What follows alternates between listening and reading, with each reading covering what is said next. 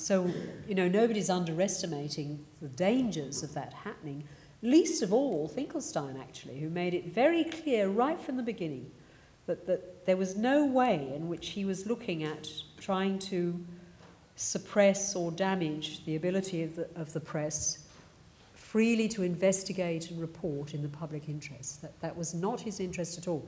His interest was to give the Press Council some teeth to back up its decisions in investigating complaints. Because remember, this is primarily what we're talking about. We're talking about complaints from the public about the way the media have reported things. That's primarily the role of the Press Council. And they make their adjudications based on the Journalist Code of Ethics and the codes of practices held by the media organisations.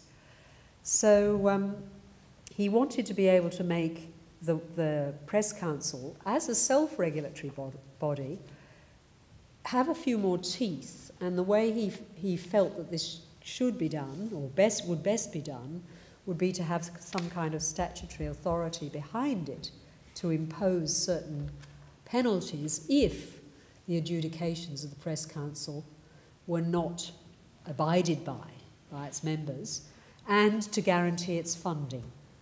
And he discusses the possibility of, you know, raising levies from the media organisations rather than direct government funding.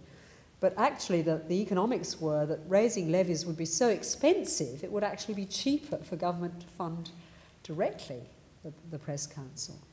So there was, as I say, there was a great deal of misreporting, underreporting and overreaction to the findings. I should say, that's exactly what we can expect when LEVESON reports. Yeah, I'm sure that's true. I look forward to the death of truth. Yeah. You made a big note on your plan Yes. there. All right, I think actually it's a very good place to finish. I'm very grateful to the panel, to Saatchi, to Anne and to Brian.